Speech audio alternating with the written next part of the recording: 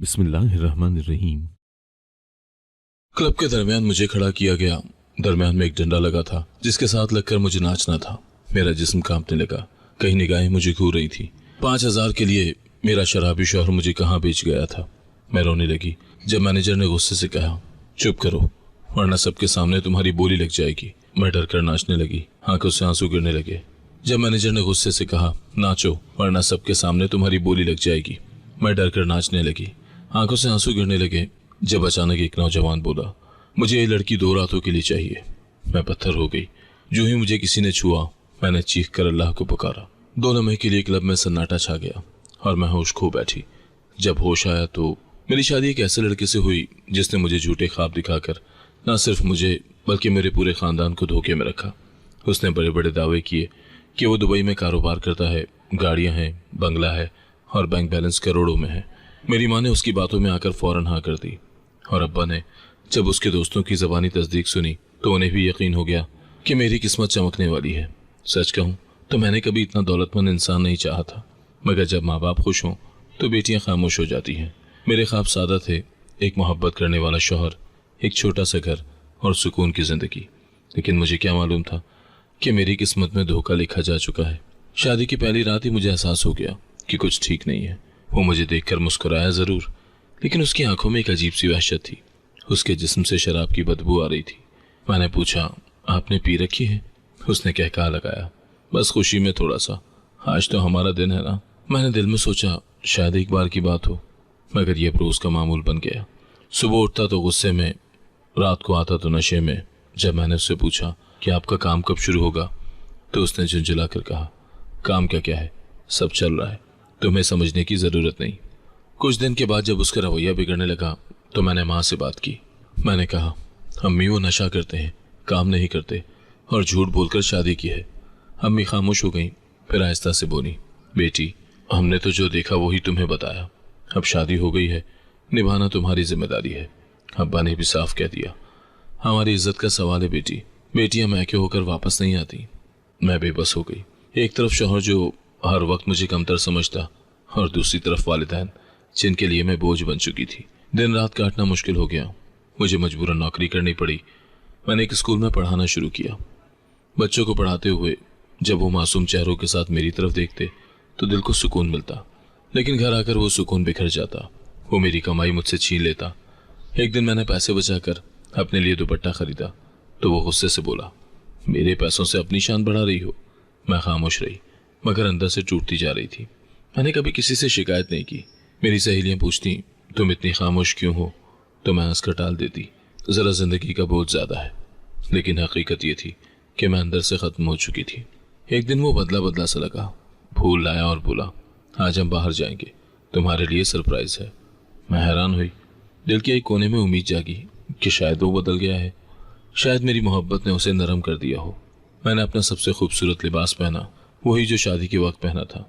हम गाड़ी में बैठे और वो मुझे एक रेस्टोरेंट में ले गया। वहाँ उसने मेरी पसंद का खाना मंगवाया और मेरी आंखों में आंखें डालकर बोला, मुझे माफ़ कर दो, मैं बहुत बुरा शौहर हूँ, मगर अब बदलने की कोशिश कर रहा हूँ। मैंने उसके हाथ पर हाथ रखा और नरम लहजे में कहा, अगर तुम वाकई बदलना चाहते हो तो मैं हर कदम पर तुम्हारे साथ हूँ। वो मुस्कुराया, मगर उसकी मुस्कुराहट में कुछ झूठ छुपा था जो उस वक्त मुझे नजर न आया। शाम गहरी हो रही थी, आसमान पर हल्की सी सुर्खी थी और मेरा दिल अजीब सी बेचैनी से धड़क रहा था। वो बार बार मेरी तरफ देखता और कहता, तुम बहुत खूबसूरत लग रही हो, जैसे पहली बार देखी हो। मैं हल्का सा मुस्कुराई। शायद मैं वाकई खूबसूरत लग रही थी या वो सिर्फ दिखावा कर रहा था, लेकिन उस वक्त मैं कुछ जानना नहीं चाहती थी। उसने मेरी पसंद का नीला जोड़ा मुझे दिया और कहा, पहनो, तुम पर बहुत जचेगा। मैंने लिबास पहना। उसने मेरी कमर पर हाथ रखते हुए खुशबू मेरे हाथ पर मल दी। आज की रात खास है। उसके उन अल्फाज में कुछ छुपा हुआ महसूस हुआ, मगर मैंने नज़रअंदाज कर दिया। हमने गाड़ी में बैठकर सफ़र शुरू किया। रास्ते में वो पुरानी बातें करता रहा, हमारे रिश्ते के शुरुआती दिन, मेरी हंसी, मेरे पकवान, मेरे खतूत जिन्हें वो कभी पढ़ता नहीं था। याद है वो पहली बार तुमने मेरे लिए चाय बनाई थी, कितनी ख़राब थी, लेकिन मैंने पी ली थी। उसके लहजे में हंसी थी। मैंने उसे देखा और कहा, तब तुम सच्चे लगते थे। वो खामोश हो गया। कुछ देर के बाद गाड़ी एक चमकती हुई इमारत के सामने रुक गई। बाहर शोर था, मौसीकी की धड़कनें दीवारों से टकरा रही थी। ये जगह कैसी है? मैंने हैरत से पूछा। बस आओ, सब कुछ बताता हूँ। वो दरवाजे की तरफ बढ़ा। रोशनियों से सजी उस जगह पर कदम रखते ही मेरे अंदर घबराहट सी फैल गई। मैंने महसूस किया कि हर चेहरा मुझे घूर रहा है। क्लब के अंदर सिगरेट का धुआं, तेज रोशनियों की चकाचौंध और औरतों के कहकहे फिजा में बिखरे हुए थे। मुझे अंदाजा नहीं था कि वो मुझे कहाँ ले आया है। उसका हाथ अभी तक मेरे बाजू पर था, जैसे मुझे काबू में रखना चाहता हो। मैंने बेयकीनी से उन दोनों को देखा। ये क्या हो रहा है? मैनेजर ने कुर्सी पर बैठे बैठे कहा। अब तुम हमारी हो, तुम्हें तुम्हारे शौहर ने बेच दिया है। मेरी आंखों के सामने अंधेरा छाने लगा, मगर मैंने खुद को संभाला। मैं पीछे हटी, दरवाजे की तरफ बढ़ने लगी, मगर 2 गार्ड्स नमूदार हो गए। कहाँ जा रही हो मैडम? अभी तो शुरू हुआ है, मैंने चीख कर कहा। यह सब गलत फहमी है, मुझे जाने दो। गार्ड ने मेरी बातों पर कान न धरे। वो चुपचाप मगर सख्ती से मेरा बाजू पकड़कर उस हॉल की तरफ ले जाने लगे, जहाँ तेज मौसीकी, चीखते कहकहे और रंगीन रोशनियों का शोर बरपा था। पहले से मौजूद लड़कियां वहां मसरूफ थीं। कोई नाच रही थी, कोई झुककर पैसे समेट रही थी। मेरा दिल डूब गया। गार्ड ने मुझे धक्के देकर आगे बढ़ाया और कहा, ये लिबास पहनो और खुद को तैयार करो। वही चमकीला और बेबाक लिबास मेरे हाथ में थमा दिया गया। मैंने इनकार किया, लेकिन वो हंसने लगे। इनकार की आदत खत्म कर लो, यहाँ हुक्म मानने की कीमत पर ही जिंदा रह सकते हो। वहाँ एक औरत जो शायद पुरानी थी उस जगह पर मेरे पास आई। उसने कहा, तजुर्बा ना हो तो कदम डगमगा जाते हैं, मगर यहाँ गिरने की इजाजत नहीं। बस आंखें बंद करो और नाचना शुरू करो, वरना वो तुम्हें वो रास्ता दिखाएंगे जो इससे भी ज्यादा भयानक होता है। मैं खामोश रही। कुछ देर के बाद वही गार्ड दोबारा आया और गुस्से में कहा, अगर तुम 3 मिनट में स्टेज पर नहीं पहुंची तो हम खुद तुम्हें तैयार करके वहां ले जाएंगे। मेरी सांसें तेज हो गईं। मैंने कपड़े थामे और कपकपाते हाथों से खुद को तैयार किया। आईने में अपना अक्स देखकर पहचान न सकी। मैं वो न थी, बल्कि कोई और थी जो जिंदगी से हार चुकी थी। गार्ड ने हाथ पकड़ा और खींचकर पोल के पास ला खड़ा किया। वहां रोशनियों में अंधेरा छुपा हुआ था और अंधेरे में कई आंखें छुपी थी। मैं आंखों में आंसू लिए खड़ी रही, न कुछ कहा न कुछ किया। तभी मैनेजर की आवाज आई, शुरू करो या हम करें। मेरी नजर डंडे पर गई और मैं आहिस्ता आहिस्ता उसके करीब हुई। म्यूजिक बजना शुरू हुआ और लोगों ने सीटियां बजाईं। मैं अपनी जगह खड़ी रही, मगर फिर पीछे से एक गार्ड ने सरगोशी की, हरकत करो। मैंने लरजते जिस्म से एक कदम बढ़ाया। तभी एक मर्द सामने आया। उसने करीब आकर मेरा हाथ छुआ और मेरे अंदर जैसे बिजली सी दौड़ गई। मेरी चीख निकल गई, अल्लाह! और मैं वहीं गिर गई। चंद लम्हे के लिए सारा शोर बंद हो गया, सन्नाटा छा गया। सब रुक गए, जैसे किसी ने वक्त थाम दिया हो। फिर सब कुछ धुंधला हो गया, आवाजें पीछे चली गईं और मैं बेहोश हो गई। जब आंख खुली तो कमरे में मुकम्मल खामोशी थी। हल्की रोशनी छत से आ रही थी और मैं एक नर्म बिस्तर पर लेटी थी। कुछ देर तक तो मुझे कुछ समझ ही नहीं आया कि मैं कहाँ हूँ, कैसे आई। आहिस्ता आहिस्ता होश आया तो देखा एक नौजवान सामने कुर्सी पर बैठा है। वही चेहरा जो हुजूम में मुझे घूर रहा था, जिसने किसी से कहा था, मुझे ये लड़की 2 रातों के लिए चाहिए। मैं घबरा कर उठ बैठी। क्या चाहते हो तुम? क्यों लाए हो मुझे यहाँ? मेरी आवाज कांप रही थी। उसने कोई जवाब न दिया, बस खामोशी से मुझे देखता रहा। मैं रोने लगी, हाथ जोड़कर कहा, मुझे जाने दो, मैं कुछ नहीं जानती, कुछ नहीं चाहती, बस छोड़ दो। कमरे की खामोशी उसके लहजे से टूट गई जब वो बोला, मैंने तुम्हें खरीदा नहीं, बचाया है। मैं जैसे सुनकर साकत हो गई। लफ्ज बचाया मेरे लिए अजनबी नहीं था, लेकिन उसका इस्तेमाल कभी हकीकत न लगा था। मैंने उसकी तरफ देखा। वो अपनी जगह पर पुरसुकून अंदाज में बैठा था, जैसे उसकी बात में कोई और ड्रामा या दिखावा ना हो। मेरे सामने एक गिलास रखा। उसने पानी की तरफ इशारा किया, पियो, तुम्हारी तबीयत बेहतर हो जाएगी। मैंने गिलास उठाया और चंद घूंट अलग से उतारे। गला खुश्क हो चुका था, आवाज दब गई थी। फिर भी मैंने पूछा, तुम हो कौन और ऐसा क्यों किया तुमने? उसने कुछ लम्हे खामोश रहकर कहा, मेरा नाम अदील है, पेशे से वकील हूँ और तुम्हें देखकर मैं वहीं रुक गया था। क्लब में जाना मेरे मामूल का हिस्सा नहीं, लेकिन उस दिन एक दोस्त की जिद पर गया। वहां तुम्हारी हालत देखकर मुझे यकीन हो गया कि तुम किसी साजिश का शिकार हो। मैं हैरान थी, लेकिन अब सवालों के जवाब मिलने शुरू हो गए थे। मैंने क्लब के मैनेजर को रकम दी ताकि वो तुम्हें मेरे हवाले कर दे और तुम्हें इस गंदगी से निकाल दे, और मैं तुम्हें इस गंदगी से निकाल सकूं। वो लोग पैसों के गुलाम हैं, उन्हें फर्क नहीं पड़ता कि कौन इंसान है और कौन चीज। तुम्हें खरीद कर मैंने तुम्हें आजाद किया। तुम ये सब कह रहे हो, लेकिन मैं कैसे यकीन करूं? कल को तुम भी। मैं अपनी बात मुकम्मल न कर सकी। वो मेरी बात काटते हुए बोला, अगर मैं तुम्हें तकलीफ देना चाहता तो वहीं कर लेता। तुम बेहोश थी, लेकिन मैं तुम्हें इज्जत देना चाहता हूँ, सिर्फ इतना। तुम्हारी मर्जी के बगैर मैं कुछ नहीं करूंगा। मैं खामोश हो गई, नजरें झुका ली। मेरा दिल अब भी शुकूक से भरा था। दुनिया ने मुझे बहुत दफा तोड़ा था, लेकिन उसके अल्फाज में ना लालच था ना दिखावा। उसने कहा, यह जगह वक्ती है, अगर तुम चाहो तो मैं तुम्हें अपने घर ले जा सकता हूँ। तुम्हें मुकम्मल तहफ़्फ़ुज़ और आज़ादी दूंगा। मैंने सवालिया नजरों से उसे देखा। क्यों, क्या फायदा तुम्हें इस सब का? उसने ठंडी सांस लेकर कहा, बीवी के इंतकाल को 3 साल हो चुके हैं। मोहब्बत तो बहुत थी, लेकिन किस्मत ने जुदा कर दिया। उसके बाद दिल बहुत हारा, उसके बाद दिल बहुत बार तन्हा हुआ। लेकिन आज तुम्हें देखकर एहसास हुआ कि शायद किसी की जिंदगी बदलने से अपना दुख भी कम हो सकता है। मुझे यकीन न आया कि कोई इतना भी साफ दिल हो सकता है, लेकिन मेरे पास कोई रास्ता भी तो ना था। उस वक्त अदील के साथ जाना किसी और जहन्नुम से बेहतर था। मैंने आहिस्ता से सर हिलाया। ठीक है, मैं चलती हूँ, लेकिन मुझे वक्त चाहिए। एतमाद वापस आने में वक्त लगेगा। वो मुस्कुरा दिया। तुम्हें जितना वक्त चाहिए ले लो, मैं इंतजार करूंगा और कभी तुम्हें मजबूर नहीं करूंगा।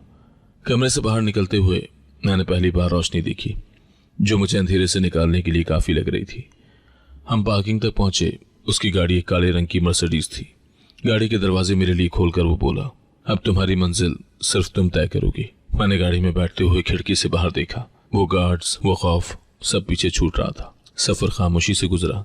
सड़क की दोनों तरफ रोशनियां थी, लेकिन दिल का अंधेरा आहिस्ता आहिस्ता कम होने लगा। अदील ने कभी कोई सवाल नहीं किया, कभी मेरी तरफ जबरदस्ती निगाह नहीं डाली। हम एक निस्बतन पुरसुकून इलाके में दाखिल हुए, जहां दरख्तों की कतारें और साफ सड़कें थी। आखिरकार एक सफेद 2 मंजिला घर के सामने गाड़ी रुकी। उसने दरवाजा खोला और कहा, ये तुम्हारा घर है, जब तक तुम चाहो। घर में कदम रखना मेरे लिए एक नई दुनिया में दाखिल होने जैसा था। जिस घर में दाखिल हुई वो न सिर्फ बड़ा था, बल्कि हर कोने से सुकून छलकता था। वो कमरा जिसमें मुझे रखा गया, उसकी खिड़की के पर्दे सफेद थे और फर्श पर कालीन नर्म और साफ।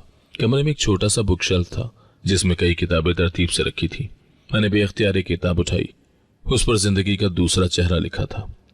यह उन्वान मेरे दिल के बहुत करीब महसूस हुआ। मैंने किताब वापस रखी और बेड पर बैठ गई। सुबह के वक्त हल्की सी दस्तक हुई। मैंने दरवाजा खोला तो एक उम्र रसीदा औरत ने हाथ में नाश्ते की ट्रे थाम रखी थी। बेटा, अदील साहब ने तुम्हारे लिए ये भेजा है, नाश्ता ठंडा ना हो। उसकी आवाज में माँ जैसा प्यार था। मैंने ट्रे पकड़ी और पूछा, आप कौन हैं? वो मुस्कुराई। मैं रशीदा हूँ, इस घर में पिछले 10 साल से काम करती हूँ और अदील साहब मुझे माँ जैसा मानते हैं। नाश्ता सादा मगर मोहब्बत भरा था। उबला अंडा, पराठा और हर्बल चाय। रशीदा बेगम ने कहा, अदील साहब ने कहा है तुम्हें आराम की जरूरत है, किसी चीज की फिक्र न करना। मैंने खामोशी से सर हिलाया। उस रोज दोपहर के वक्त अदील खुद आया। उसने दरवाजे पर दस्तक दी और अंदर आकर पूछा, तबीयत कैसी है? मैंने कहा, कुछ बेहतर हो। उसने मुस्कुराकर कहा, आज डॉक्टर का अपॉइंटमेंट है, तुम्हें वहां ले जाना है। गाड़ी में बैठते वक्त मेरा दिल धड़कने लगा, लेकिन अदील ने कहा, डरो नहीं, यह सिर्फ नफ्सियाती मदद के लिए है, तुम पर कोई जबरदस्ती नहीं की जाएगी। हम एक साफ सुथरे क्लिनिक में दाखिल हुए। अंदर खामोशी थी और इस्तकबालिया पर मौजूद लड़की ने हमें तसल्ली बख्श अंदाज में खुश आमदीद कहा। डॉक्टर सलमा अंदर हैं, आप तशरीफ लाएं। डॉक्टर सलमा एक नरम मिजाज खातून थी। उन्होंने मुझे तन्हा कमरे में बिठाया और पूछा, क्या तुम बात करना चाहोगी? शुरू में मैं खामोश रही, लेकिन उन्होंने जबरदस्ती नहीं की। मैंने सिर्फ इतना कहा, मुझे सब भूलना है और जीना है। वो बोली, यही पहला कदम होता है। अगली सुबह रशीदा बेगम ने मुझे कहा, अदील साहब ने कहा है कि अगर तुम चाहो तो घर की लाइब्रेरी में वक्त गुजार सकती हो। मैं नीचे गई और पहली बार वो जगह देखी जहां दीवारें किताबों से ढकी हुई थी। एक नए जहां का दरवाजा थी। मैंने फैज की शायरी की एक किताब उठाई और सोफे पर बैठ गई। थोड़ी देर के बाद अदील वहां आया और बोला, किताबें मेरी बीवी की थी, वो पढ़ने की शौकीन थी, अगर चाहो तो तुम भी अपना इंतखाब कर सकती हो। कई दिन यूं ही गुजर गए। अदील मुझसे रोज कुछ न कुछ बात करता। कभी किसी ने तुम्हारी कहानी सुनी? उसने एक दिन पूछा। मैंने आहिस्ता से जवाब दिया, नहीं, लोग फैसला सुनाते हैं, कहानियां नहीं सुनते। वो चुप हो गया, फिर बोला, तो आज से सिर्फ सुना जाएगा, तुम्हारी मर्जी से। उसकी हर बात मेरे अंदर एक दरवाजा खोलती, जिसे मैंने बरसों से बंद कर रखा था। एक दिन वो मेरे लिए कुछ नए कपड़े लेकर आया था। ये तुम्हारी पसंद के मुताबिक तो नहीं होंगे, लेकिन तुम पहनोगी तो शायद खुद को पसंद आना शुरू हो जाए। मैंने कपड़े हाथ में लिए और अंदर जाकर आईने के सामने खड़ी हो गई। पहली बार मैंने खुद को एक नॉर्मल औरत के रूप में देखा, न किसी की बीवी न किसी की मलकियत। घर के कामकाज में भी थोड़ा थोड़ा हाथ बटाने लगी। रशीदा बेगम ने सिखाया कि बावर्ची खाने में क्या चीज़ कहाँ रखी जाती है। मैंने खुद चाय बनाई और अदील को पेश की। उसने एक घूंट पीने के बाद कहा, ये चाय अनमोल है क्योंकि इसमें भरोसे का जायका है। एक दिन दोपहर के वक्त अदील ने मुझसे कहा, क्या तुम मेरे साथ थोड़ी दूर चलोगी? मैंने इस बात में सर हिलाया। हम शहर के एक पार्क में गए जहाँ बच्चे खेल रहे थे और परिंदे दरख्तों पर बैठे थे। हम एक बेंच पर बैठे और अदील ने कहा, यह पार्क मेरी बीवी का पसंदीदा था। वो यहाँ आकर सुकून महसूस करती थी। मुझे लगा कि तुम्हें भी सुकून की ज़रूरत है। हम काफ़ी देर खामोश बैठे रहे। वो बोला, तुम हर रोज़ थोड़ी थोड़ी बेहतर हो रही हो और ये मेरे लिए खुशी की बात है, लेकिन मैं जानता हूँ तुम्हें मुकम्मल वक्त चाहिए। मैंने कहा, ये वक्त, ये जगह, ये खामोशी मुझे वापस ले आई है। मैं जीना सीख रही हूँ। हम वापस आए तो दिल में अजीब सा सुकून था, जैसे कुछ अंदर मुकम्मल होने लगा हो। मैंने उस रात खुद से वादा किया कि अब मैं सिर्फ माजी की कैदी नहीं रहूंगी, मैं एक नई जिंदगी की मुसाफिर होंगी। घर के दिन मामूल के मुताबिक गुजर रहे थे। सुबह रशीदा बेगम नाश्ता तैयार करती थी, अदील अपने कमरे में कुछ फाइलों में मसरूफ रहता और मैं या तो लाइब्रेरी में वक्त गुजारती या किचन में कुछ नया सीखने की कोशिश करती। लेकिन एक बात मुस्तकिल थी, वो मेरी हदों का मुकम्मल ख्याल रखता। मेरे कमरे में कभी बगैर इजाज़त दाखिल न होता, बात करते वक्त नजरें नीची रखता और हर लफ्ज़ चुन कर कहता। उसके रवैये में एक अजीब सी शराफत थी जो मेरे लिए नई थी। एक दिन शाम के वक्त हम लॉन में बैठे थे, हल्की हल्की हवा चल रही थी और मैं चाय बना कर लाई। उसने सिप लेते हुए कहा, यह चाय अब रोज़ की आदत बन गई है। वैसे अगर कभी जाना चाहो तो दरवाज़ा खुला है, तुम अब आज़ाद हो। मैं उसका चेहरा देखने लगी। उसकी आंखों में सच्चाई थी। मैंने आहिस्ता से कहा, आज़ादी वही होती है जहाँ इज्जत हो, और ये घर वो जगह है जहाँ मुझे पहली बार खुद को इंसान महसूस हुआ। अदील खामोश हो गया। वो काफ़ी देर कुछ सोचता रहा, जैसे अंदर ही अंदर कोई फैसला कर रहा हो। फिर वो बोला, अगर तुम चाहो तो हम कानूनी तौर पर तुम्हें उस निकाह से निकाल सकते हैं जिसका बोझ अब तुम्हारे ऊपर नहीं होना चाहिए। मैं एक वकील को जानता हूँ, वो इंसानी हुकूक पर काम करता है, तुमसे मिलवा दूँ? अगले दिन वो मुझे खामोश से एक इमारत में ले गया जहाँ एक तजुर्बेकार वकील उस्मान साहब ने हमारा खैर मकदम किया। अदील ने तारुफ करवाया और खामोशी से एक तरफ बैठ गया। उस्मान साहब ने मुझसे आहिस्ता लहजे में कहा, बेटी, आपको जो कुछ सहना पड़ा वो जुल्म था, लेकिन कानून आपके साथ है। अगर आप चाहें तो हम मुकम्मल तहफ़्फ़ुज़ के साथ आपकी तलाक का मुकदमा दायर करेंगे। मैंने सर हिलाया और अदील ने कहा, यह फैसला मुकम्मल तौर पर तुम्हारा है, हम सिर्फ सहूलत फराहम कर सकते हैं। मुकदमा दायर करने के बाद कई मराहिल आए, अदालत के चक्कर, कागजी कार्रवाइयाँ, पुराने जख्मों की तकरार। सब कुछ आसान न था। हर बार अदालत में जब पुराना शौहर मौजूद होता, वो नजरें चुराता। एक पेशी पर उसने मुझे घूर कर कहा, तुम्हें लगता है तुम इस दुनिया में तन्हा जिंदा रह सकोगी? मैंने नजरें मिलाकर जवाब दिया, मैंने अकेले मरना सीखा है, अब जीना भी सीख लूंगी। अदील हर बार मेरे साथ अदालत जाता, खामोश बैठता और जब मैं बाहर आती तो बस इतना कहता, तुमने अच्छा किया, मजबूत रही। वो कभी मशवरा न देता, कभी दबाव न डालता, बस मौजूद रहता। चंद महीने के बाद फैसला मेरे हक में आया। काजी साहब ने वाज़े अल्फाज में कहा, यह निकाह बातिल है, औरत को इख्तियार है कि अपनी ज़िंदगी नए सिरे से शुरू करे। मैंने अदील की तरफ देखा, वो मुस्कुरा रहा था, उसकी आंखों में फ़ख्र था। मैंने कमरे अदालत से बाहर आकर गहरी सांस ली, जैसे बरसों के बाद सांस लेने का हक मिला हो। हम वापसी पर खामोश गाड़ी में बैठे। अदील ने रेडियो ऑन कर दिया, एक पुरानी गज़ल बज रही थी। थोड़ी देर के बाद वो बोला, अब तुम पर कोई बोझ नहीं, न माजी का न किसी रिश्ते का। तुम चाहो तो यहाँ से चली जाओ, चाहो तो रुक सकती हो, तुम्हारा हर फैसला काबिल एहतराम होगा। मैंने कुछ देर सोच कर कहा, मुझे कोई जल्दी नहीं, मैं यहाँ रहकर खुद को और बेहतर महसूस कर रही हूँ। अगर तुम्हें एतराज़ ना हो तो मैं अभी जाना नहीं चाहती। अदील ने सर हिलाया, ये घर तुम्हारा है, जब तक तुम चाहो। हम घर पहुंचे तो रशीदा बेगम ने कहा, अदील साहब दुआ करें, आज खीर बनाई है, खुशी के मौके पर कुछ मीठा होना चाहिए। मैं हंस पड़ी और पहली बार मेरे हंसने की आवाज़ घर की दीवारों से टकराई। उसी रात मैंने अलमारी खोली और पुराने कागजात, वो तस्वीरें, वो तोहफे सब एक डब्बे में डालकर बंद कर दिए। दिल ने कहा, अब वक्त है आगे बढ़ने का, बगैर किसी जंजीर के। महीने गुजरते गए। मैंने अदील के घर में अपना एक कोना बना लिया था। लेकिन दिल में हमेशा यही एहसास रखा कि मुझे अपनी पहचान खुद बनानी है। एक दिन मैंने पुरानी सिलाई मशीन को देखते हुए रशीदा बेगम से पूछा, ये मशीन चलती है? वो मुस्कुरा कर बोली, बिल्कुल, आदिल साहब की वालिदा की थी, आज तक संभाल कर रखी है। मैंने मशीन साफ की और पुरानी कतरने जोड़कर छोटे दुपट्टे सीने शुरू किए। रशीदा बेगम ने कहा, मोहल्ले की लड़कियां तुम्हें सिलाई का काम दे सकती हैं, अगर चाहो तो मैं बात छेड़ दूं। मैंने इनकार न किया। अगले दिन 2 खवातीन कुछ कपड़े लेकर आईं। एक ने कहा, हमें सादा से कुर्ते सिलवाने हैं, वक्त पर दे सकोगी? मैंने यकीन से कहा, जी इंशाल्लाह। चंद हफ्तों में मेरे हाथ तेज हो गए। सुबह नाश्ते के बाद मशीन पर बैठती, दोपहर तक काम करती, शाम को हिसाब किताब लिखती। आदिल हर शाम आकर पूछता, आज तुमने कितना कमाया? मैं उसे एक पर्ची दिखाती और वो खुश होकर कहता, अब तुम खुद मुख्तार हो और मुझे इससे ज्यादा किसी बात पर फख्र नहीं। एक दिन मैंने अपना पहला खुद खरीदा हुआ जोड़ा बनाया और आईने के सामने खड़ी होकर खुद से कहा, यही असल जीत है, किसी की बीवी होने से पहले खुद की पहचान रखना। आदिल ने वो जोड़ा देखा और बोला, बहुत खूबसूरत लग रही हो, जैसे तुमने खुद को सीना सीख लिया हो।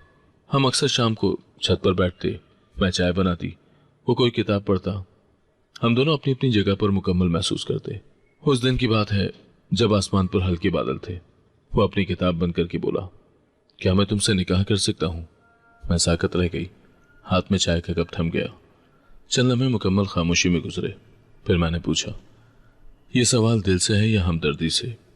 वो संजीदा होकर बोला, ये सवाल इज्जत का है, ना हमदर्दी का ना तर्स का। मैं तुम्हें एक ऐसा रिश्ता देना चाहता हूँ जिसमें तुम्हारी मर्जी हो, तुम्हारी इज्जत हो। मैंने कुछ देर नजरें झुकाई, फिर आहिस्तगी से कहा, अगर ये रिश्ता इज्जत का है तो मैं राजी हूँ। निकाह सादगी से हुआ। सिर्फ रशीदा बेगम, वकील, उस्मान साहब और चंद करीबी अफराद थे।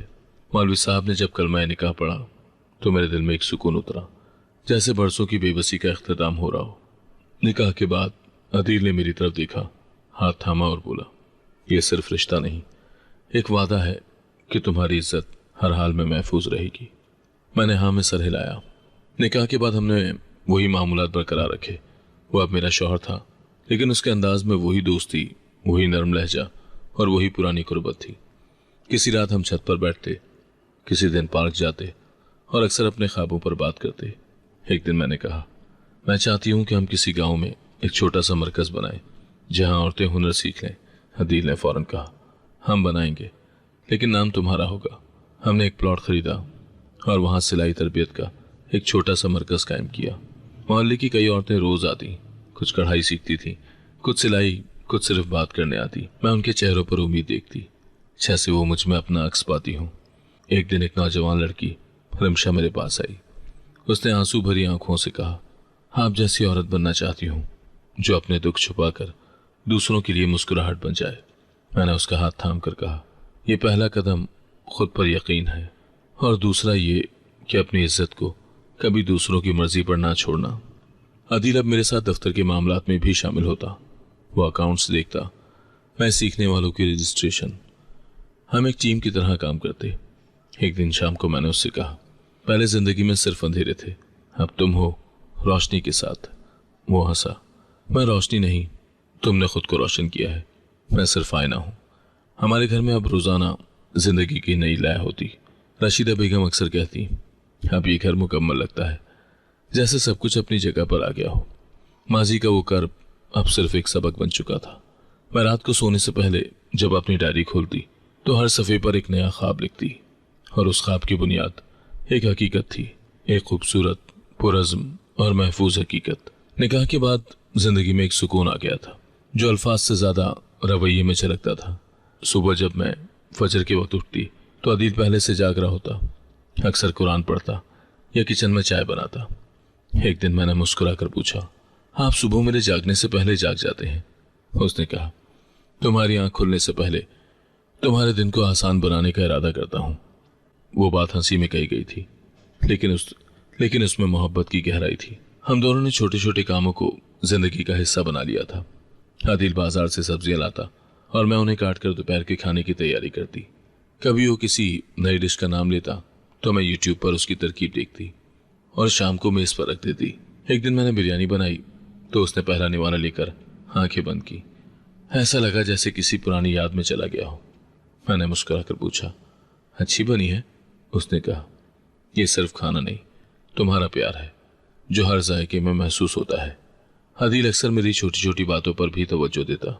एक दिन मैंने जिक्र किया कि मुझे बचपन में चांदनी रात में नंगे पांव घास पर चलने का शौक था। अगले ही हफ्ते वो मुझे शहर से बाहर एक फार्म हाउस में ले गया, जहां खुला मैदान और चमकती रात थी। हम खामोशी से हाथ थामे घास पर चलते रहे।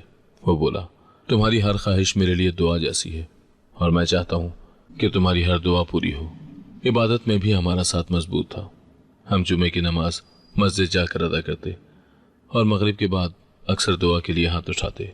एक दिन मैंने आदिल से कहा, कभी कभी दिल करता है कि ये सब ख्वाब हो, क्योंकि हकीकत इतनी खूबसूरत हो ही नहीं सकती। उसने आहिस्ता से मेरे हाथ थाम कर कहा, अगर ये ख्वाब है तो मैं चाहता हूं कि हम दोनों इस ख्वाब में ही रहें और कभी भी ना जागे। आदिल की बातों में न सिर्फ अल्फाज की मिठास थी, बल्कि उसके अमल में भी मुसलसल वही एहतराम था जिसकी मुझे हमेशा तलब रही। वो मुझे मेरी खुद मुख्तारी में मुकम्मल आज़ादी देता। मेरे काम की तरक्की पर वो फ़ख्र महसूस करता और जब मैं कभी थक जाती तो चुपचाप मेरे करीब बैठकर मेरी थकन बांटता। हमने एक छोटी सी सैर का मंसूबा बनाया, सिर्फ एक दिन के लिए, एक करीबी पहाड़ी इलाके में सुबह सवेरे। रास्ते में वो म्यूजिक लगाता और मैं बाहर के मनाजिर देखती। कभी वो कोई पुरानी गज़ल सुनता और कभी मैं कोई बचपन का किस्सा। पहाड़ों पर पहुंचकर हम एक चाय की दुकान पर रुके। वो जगह खामोश थी और सामने बादल नीचे की तरफ झुक रहे थे। मैंने कहा, काश जिंदगी ऐसे ही खामोश खूबसूरत लम्हों में सिमट जाए। उस दिन मैंने उससे कहा, अगर तुम ना होते तो मैं मर चुकी होती। वो लम्हा भर खामोश रहा, फिर उसने जवाब दिया, अगर तुम ना मिलती तो मैं जीना भूल चुका होता। वो जुमला मेरे दिल में ऐसे पैवस्त हुआ जैसे किसी मरहम का असर हो। हमारी गुफ्तगू अब सिर्फ बातचीत नहीं रह गई थी, बल्कि रूहों का मेल हो चुकी थी। हम घर वापस आए तो रशीदा बेगम ने कहा, तुम दोनों की जोड़ी अल्लाह सलामत रखे। घर में खुशबू फैलती है जब तुम दोनों एक साथ होते हो। मैंने उनके हाथ चूमे। ये सब आपकी दुआओं का असर है। मेरे काम का दायरा भी बढ़ने लगा। ख़वातीन का मरकज़ अब एक छोटे फलाही इदारे की शक्ल इख्तियार कर चुका था। एक दिन वहाँ एक नौजवान लड़की निदा आई जो बहुत खामोश और डरी हुई थी। मैंने उससे आहिस्ता आहिस्ता बात छेड़ी तो वो रो पड़ी। उसने कहा, मुझे लगा था मैं अकेली हूँ, लेकिन आपको देखकर हौसला हुआ। मैंने उसके कंधे पर हाथ रखा। जख्म तो सबके होते हैं, मगर उन पर मरहम बनने वाला अगर मिल जाए तो जिंदगी आसान हो जाती है। आदिल ने उस लड़की के लिए वजीफा रखवाया। हम दोनों ने मिलकर एक प्रोजेक्ट बनाया जिसमें ऐसी लड़कियों को हुनर सिखाकर उनकी खुद मुख्तारी का रास्ता खोला जाएगा। हम हर हफ्ते एक क्लास लेते और आदिल अक्सर ख़वातीन के कानूनी हुकूक पर सेशन देता। वो उनकी बात सुनता, मशवरे देता और अपने रवैये से उन्हें दिखाता कि हर मर्द दुश्मन नहीं होता। मरकज़ की मसरूफियात, घर का सुकून और आदिल की मोहब्बत ने जिंदगी को इतना भरपूर बना दिया था कि माजी एक मध्यम साया सा लगने लगा था। उस रोज़ हम दोनों मरकज़ से वापस आए थे। शाम की चाय रशीदा बेगम ने पहले ही तैयार कर रखी थी। आदिल ने फाइलों का पुलंदा मेज़ पर रखते हुए कहा, आज तुम क्लास में बहुत अच्छा बोली। सबकी आंखें तुम पर थीं। मैंने मुस्कुराकर जवाब दिया, सब कुछ तुम्हारे एतमाद की बदौलत मुमकिन हुआ। हम अभी चाय ख़त्म ही कर रहे थे कि अचानक दरवाजे पर दस्तक हुई। रशीदा बेगम ने चौंक कर मेरी तरफ देखा। शाम के वक्त कौन हो सकता है? मैंने आदिल की तरफ देखा। वो दरवाजे की तरफ बढ़ा। मैंने चाय का कप मेज़ पर रखा और दरवाजे के करीब आकर खड़ी हो गई। दरवाज़ा खुला। सामने वो चेहरा था जिसे देखे हुए महीनों बीत चुके थे। मेरा पहला शौहर। वो बदहवास लग रहा था। आंखों में वहशत और चेहरे पर नफरत के आसार नुमाया थे। वो सीधा मेरी तरफ देखते हुए बोला, तो ये है तुम्हारा नया शौहर? तुमने मुझे छोड़ा, अब तुम्हें खुश नहीं देख सकता। मेरे कदम पीछे हटने लगे। मेरे हाथ लरजने लगे, जैसे एक भूला हुआ जख्म दोबारा टूट कर बहने लगा हो। लेकिन अगले ही लम्हे आदिल मेरे सामने आ गया। दोनों हाथों से मुझे पीछे किया और उस शख्स की आंखों में आंखें डालकर बोला, यह औरत अब मेरी इज्जत है। तुम्हारा कोई हक नहीं बनता कि तुम यहाँ आओ या इसका नाम भी लो। पहला शौहर हंसा, तंज से बोला, तो अब तुम मेरे बदले में इसके मुहाफिज बने हो। याद रखना, मैं खामोश नहीं बैठूंगा। तुम दोनों को इस खुशी की कीमत चुकानी पड़ेगी। आदिल ने नरमी मगर सख्ती से दरवाज़ा बंद किया और चटखनी लगा दी। वो लम्हा जैसे रुक सा गया था। मेरे पैरों से जमीन खिसकने लगी। मैंने दीवार का सहारा लिया। अदील ने फौरन मुझे संभाला। चलो अंदर, सब ठीक हो जाएगा। हम लाउंज में वापस आ गए। मैं सोफे पर बैठ गई। अदील मेरे बराबर बैठ गया। सांस लो, पानी पियो। वो चला गया है, अब वो कुछ नहीं कर सकता। रशीदा बेगम पानी का गिलास ले आई और अदील ने मेरे हाथ थामे। हम फौरन पुलिस को इत्तला देंगे। मैं वकील हूँ, कानून को अच्छी तरह जानता हूँ। अब वो तुम्हें छू भी नहीं सकता। उसी रात हम करीबी पुलिस स्टेशन गए, शिकायत दर्ज करवाई और साबिक शौहर के खिलाफ कानूनी कार्रवाई का आगाज किया। SHO ने इत्मीनान दिलाया, आप फिक्र न करें, हम निगरानी रखेंगे। आपकी बीवी को मुकम्मल तहफ़्फ़ुज़ दिया जाएगा। घर वापस आकर भी मेरी नींद उड़ चुकी थी। कमरे की खिड़की से चांदनी छन कर अंदर आ रही थी, लेकिन अंदर का खौफ अंधेरा कर रहा था। अदील ने मेरे पास बैठकर कहा, यह वक्त भी गुजर जाएगा, मगर वादा करो खुद को कमज़ोर मत समझना, तुम अब अकेली नहीं हो। मैंने आहिस्ता से कहा, मुझे डर है कि वो कहीं मरकज़ या हमारी लड़कियों को नुकसान न पहुंचा दे। अदील फौरन उठा, अच्छा किया तुमने याद दिलाया। मैं कल ही सिक्योरिटी के इंतजामात सख्त करवा देता हूँ और हम कैमरों की तनसीब भी शुरू करेंगे। अगले दिन मरकज़ पहुंचकर अदील ने अमले को जमा किया और मुकम्मल हिफाजती मंसूबा उनके सामने रखा। सबको हिदायत दी गई कि किसी अजनबी से बात न करें और कोई मशकूक हरकत फौरन रिपोर्ट करें। मैंने निदा से कहा, खौफ कभी हमारा अख्तियार नहीं छीन सकता। जब साथ देने वाले मजबूत हों तो कदम डगमगाते नहीं। चंद दिन तो जैसे हर लम्हा मोहतात गुजरे, लेकिन फिर रफ्ता रफ्ता मामूल बहाल होने लगा। हमने फैसला किया कि खौफ की गिरफ्त में नहीं जीना। मैंने सिलाई सिखाने के साथ साथ खुद एतमादी की क्लासेस भी शुरू कर दी थी, जिनमें ख़वातीन को ना सिर्फ हुनर बल्कि जहनी मजबूती की तरबियत दी जाती थी। एक दिन क्लास में एक खातून ने पूछा, बाजी, अगर हमारा माजी हमें बार बार धमकाए तो क्या करें? मैंने मुस्कुराकर जवाब दिया, फिर उसे सामने लाकर कहना चाहिए कि अब तुम मेरा हाल नहीं हो। उसी शाम अदील मेरे लिए एक छोटा सा तोहफा लाया। वो एक चमड़े की नोटबुक थी जिस पर मेरा नाम कुंदा था। ये तुम्हारे नए ख्वाबों के लिए है, ताकि कोई पुराना साया उन्हें छू न सके।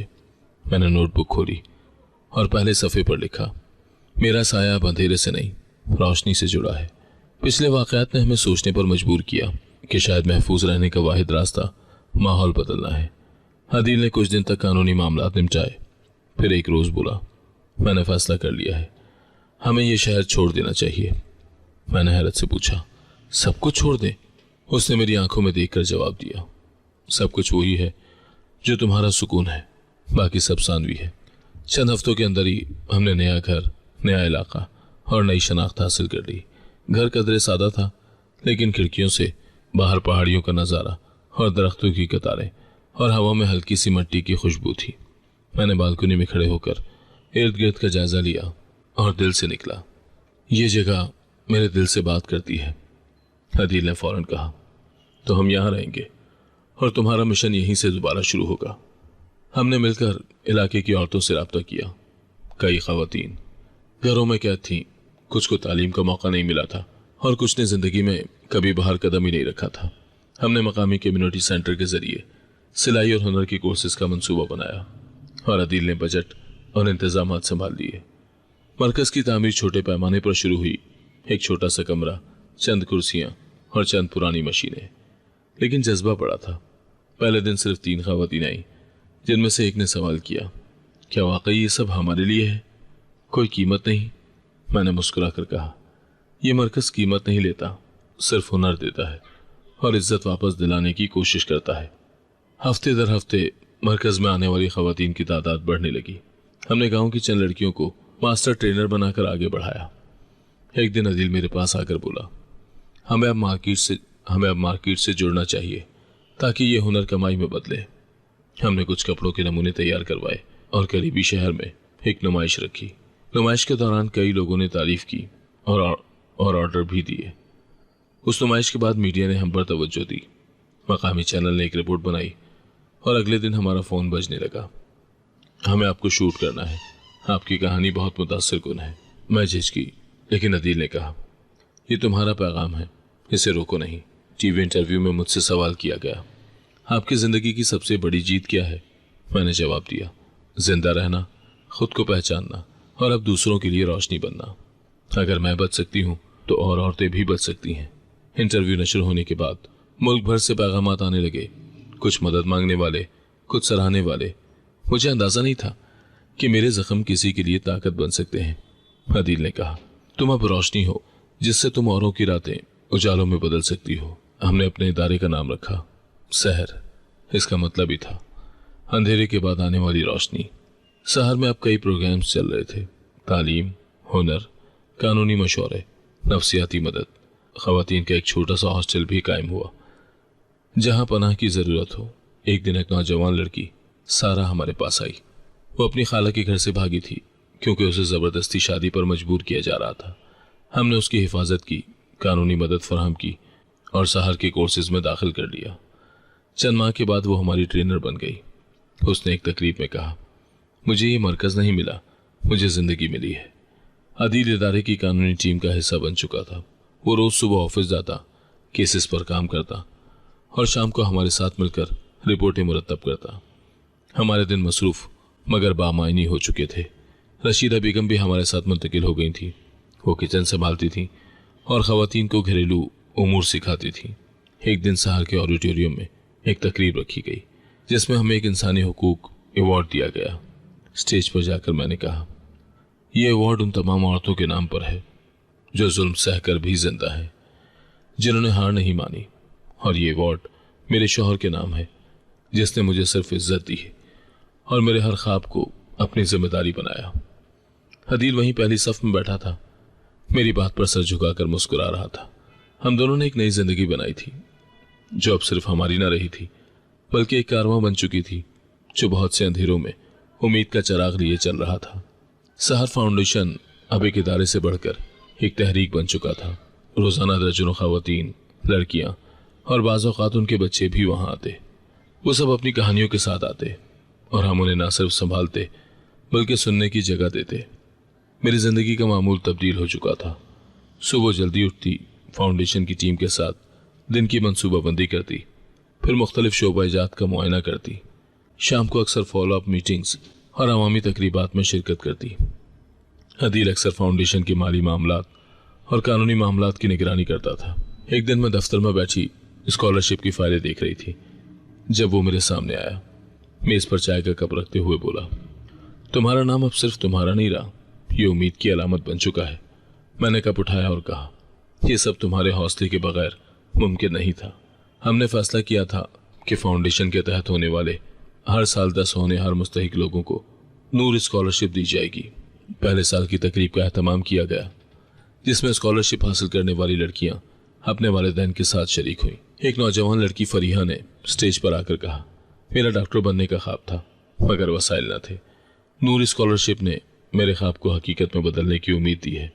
मेरी आंखों में नमी आ गई और मैंने कहा, जब मैंने जीना सीखा तो मेरा पहला ख्वाब यही था कि दूसरों के ख्वाब भी जिंदा रहे। हमने फाउंडेशन के साथ एक छोटा सा क्लिनिक भी मुंसलिक किया जहां वो रजाकार डॉक्टर हफ्ते में 3 दिन आकर मरीजों का मुफ्त इलाज करते थे। अदील ने एक दिन उनसे कहा, हमें एक मोबाइल क्लिनिक भी शुरू करना चाहिए ताकि दूर दराज देहात की खवातीन तक भी ये सहूलत पहुंचे। मैंने फौरन मंजूरी दी और एक पुरानी वैन को मुकम्मल तिब्बी सामान से आरास्ता करके रवाना किया गया। एक दिन मैं अपनी मेज पर बैठी थी जब एक दरमियानी उम्र की औरत शाहीना मेरे दफ्तर में दाखिल हुई। वो हिचकिचाती हुई बोली, बीबी जी, बरसों से सिर्फ अपने शौहर के साए में रही, अपनी मर्जी कभी नहीं जानी, लेकिन आज पहली बार यहां आकर लगा कि मैं भी कुछ बन सकती हूँ। मैंने उसका हाथ थाम कर कहा, पहचान कभी दूसरों के साए में नहीं बनती, वो तब बनती है जब हम खुद अपनी रोशनी तलाश कर लेते हैं। उसने मुस्कुरा कर कहा, फिर आज से मैं भी ये रोशनी ढूंढने निकलती हूँ। उन दिनों मीडिया भी सहर फाउंडेशन की सरगर्मियों को मुसलसल कवर कर रहा था। कई मैगजीन और अखबारात में मेरे इंटरव्यू शाये हुए। एक आर्टिकल का अनुमान था, नूर जो खुद जली और दूसरों के अंधेरे रोशन किए। एक दिन एक न्यूज़ एंकर ने मुझसे कहा, आपको किस बात पर सबसे ज्यादा फख्र है? मैंने जवाब दिया, मुझे फख्र है कि मेरी पहचान अब सिर्फ एक मजलूम औरत की नहीं बल्कि एक ऐसी औरत की है जिसने अपने माजी को दफन करके हाल को ताकत और मुस्तकबिल को ख्वाब बनाया। फाउंडेशन के सालाना इजलास में अदील ने एक खुसूसी तकरीर की, अगर माशरा किसी औरत को सिर्फ उसके गुजरे वक्त से पहचानता है तो ये हमारी इज्तिमाई नाकामी है। नूर ने हमें ये सबक दिया है कि पहचान वही होती है जो हम दूसरों को देते हैं, जख्मों से नहीं मरहम से फाउंडेशन के लिए एक अलग ज़मीन खरीदी थी जहां मुस्तकिल इमारत की तामीर की जा रही थी। उस मंसूबे में एक हॉस्टल, ट्रेनिंग सेंटर, क्लिनिक और एक छोटा सा स्कूल शामिल था। मेरी जिंदगी अब कमरे से मैदान तक, दफ्तर से देहात तक फैल चुकी थी। रोजाना कई फैसले, मुलाकातें और कदम ब कदम एक नया रास्ता तय करना मामूल बन चुका था। एक दिन अदील ने मेरे साथ बैठकर कहा, हमने बहुत सफ़र तय किया है, लेकिन सबसे खूबसूरत बात यह है कि तुमने अपनी पहचान खुद बनाई है, और वह पहचान अब तुम्हें महदूद नहीं करती बल्कि दूसरों को आज़ाद करती है। मैंने उसके हाथ थाम कर कहा, और ये सब तभी मुमकिन हुआ जब तुमने मेरा हाथ थामा, बगैर किसी शर्त, बगैर किसी सवाल के। उस रात में अपने कमरे के आईने के सामने खड़ी हुई। मेरी आंखों में चमक थी, लहजे में वकार और दिल में सुकून। मैंने आईने में मौजूद औरत से कहा, अब तुम वो हो जिसने खुद को पहचाना और दूसरों को भी उनका अक्स दिखाया। अगर आपको आज की कहानी पसंद आई है तो वीडियो को जरूर लाइक कीजिएगा और अपने दोस्तों के साथ भी शेयर कीजिएगा। और हां, अगर आपने अभी तक हमारा चैनल सब्सक्राइब नहीं किया तो जरूर सब्सक्राइब करें। मिलते हैं कल एक नई और दिलचस्प कहानी के साथ। अल्लाह हाफिज।